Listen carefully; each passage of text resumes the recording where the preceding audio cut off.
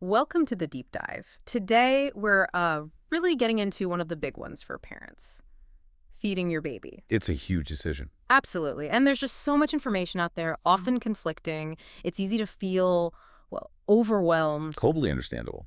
So, this deep dive is specifically for you. We're aiming to cut through some of that noise, look at the science, the The stories. stats, Yeah. exactly, and tackle that core question. Do breastfed babies actually grow up healthier than formula-fed ones? All right. The idea isn't to tell you what to choose, but, to give you solid information. Empower you to make the choice that feels right for your family. Okay, let's unpack this then. Because this debate, breastfeeding versus formula, it's not new, is it? Oh, definitely not. Decades old. And you see these camps, right? Parents, experts, social media. Yeah. Sometimes it feels quite divided. Mm-hmm. You've got the breast is best side, talking about nature's perfect food. Perfectly tailored, dynamic. Yeah, and then the formula side emphasizes reliability, maybe convenience, meeting all the nutritional needs. But, at the heart of it, everyone involved wants the same thing. Healthy babies, happy, thriving kids. Exactly. And this isn't just theoretical. It carries real emotional weight. You mentioned seeing a post. Yeah, 2024 ex post from a mom in the Philippines. She basically said, I want to breastfeed. Work makes it tough. Is formula really worse? That sums it up, doesn't it? That uncertainty, maybe even guilt. It does. And worries about infections, allergies, long-term stuff, they're common. Hmm. And bad info just makes that stress worse. So let's start with breast milk itself. Why is it often called liquid gold? What's so special about it? Well, it's pretty amazing stuff. It's not just food. It's a living fluid. Living. How so? It changes. It's a mix of proteins, fats, carbs, vitamins. It actually adjusts dynamically to what the baby needs as they grow. Wow. And then there are these unique biological bits. Think antibodies like immunoglobulin A, IgA. These sort of coat the baby's insides. Like a protective shield. Kind of. Yeah, shielding the gut, the airways, blocking germs. There are also enzymes, live cells, all working together. Especially crucial in those first 6 months when the baby's own immune system is still, getting up to speed. And you mentioned colostrum. Ah, yes. That first milk, it's thick, super nutrient dense. It's like a supercharged first vaccine, honestly.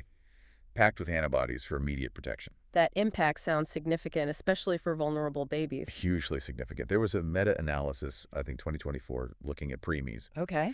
It found breast milk cut the risk of necrotizing enterocolitis. That's a really dangerous gut condition by up to 50% compared to formula. 50%. That's massive, life-changing. It really is. And beyond the basics, there are these things called human milk oligosaccharides, HMOs. HMOs, okay, what do they do? They're interesting. They're sugars, but the baby doesn't digest them directly. Instead, they feed the good bacteria in the baby's gut. Ah, for the microbiome. Exactly, promoting a healthy gut environment. And there's research suggesting these HMOs might even lower the risk of things like allergies and asthma down the line, kind of modulating the immune system. Okay, so breast milk is clearly complex, dynamic, quite amazing. Let's switch gears to formula. It's obviously changed a lot over the years. Oh, absolutely. Huge advancements. Modern formula is engineered very carefully to mimic breast milk's nutritional profile. Right, it's fortified with iron, DHA for brain development. Prebiotics, too, which also help the gut bacteria. Similar in function to HMOs, though different. And for many parents, it offers that crucial flexibility, right? Shared feeding, managing work schedules. Definitely. That Philippine survey you mentioned found 40% use formula partly because of work or low supply. It fills a real practical need. But there are differences, limitations compared to breast milk. Yes, there are inherent limitations. Formula doesn't have the live cells, the dynamic antibodies, or that constantly adapting composition. It's more static. It is. And while formulas are safe and rigorously tested, the exact nutritional profile can vary a bit between brands. Some might lack HMOs, for instance. And some research, like a 2024 study, noted that formula-fed babies might have slightly different gut microbiome development initially, maybe a slightly higher risk of some early tummy issues. That's an important distinction. But overall, formula has improved dramatically. Specialized ones exist too. Oh, completely. For allergies, reflux, all sorts of things. So if parents choose formula, what's the most critical thing for ensuring it's a safe, solid choice? Proper preparation. It sounds basic, but it's vital. An FDA advisory stressed this mixing it wrong, too much or too little powder, can cause nutritional imbalances. Right. Follow the instructions carefully. Exactly. Do that, and formula is a perfectly good supportive option for healthy growth. Okay, this is where it gets really interesting for a lot of people. The health outcomes. What does the research actually show when you compare the two groups? The evidence seems to lean towards breast milk, but it's not black and white, is it? Not at all black and white. There are nuances. Yeah. But yes, broadly, the data does show some advantages for breastfeeding. Yeah. Let's look at specifics. Okay. Infections and illnesses in the first year. Breastfed babies generally have fewer. A big 2023 analysis showed around 50% fewer ear infections, 50. about 33% fewer respiratory infections, and 40% less diarrhea. That's largely down to those IgA antibodies providing direct protection. Makes sense. What else? SI-Dudden infant death syndrome. A 2024 study found exclusively breastfed babies had about a 45% lower risk. 45% lower risk of SIDs. That's significant. Very significant. The reasons aren't fully pinned down, could be immune factors, maybe sleep patterns. Jeez, asthma? Also an area with some evidence. A 2025 study suggested a 20 to 30% lower risk of developing eczema and asthma by age 5 for breastfed babies. Again, likely linked to those immune factors and HMOs in breast milk. Okay, so infections, SIDs, allergies. What about longer-term things, chronic diseases, cognition? The links there are maybe a bit less certain, but still suggestive. Some research points to potentially lower risks, maybe 15–20% of type 1 diabetes and childhood obesity. Potentially. Potentially. And for cognitive development, one study found breastfed kids scored, on average, 2 to 3 IQ points higher at age 5, possibly linked to DHA or other nutrients. 2 to 3 points. But, and this is a big, but it's crucial to understand these are averages, trends, and things like lifestyle, environment, socioeconomic factors. They become much, much bigger drivers of long-term health and cognitive outcomes. Right. So breast milk gives a sort of biological nudge, maybe a foundation. That's a good way to put it. It's a foundational advantage.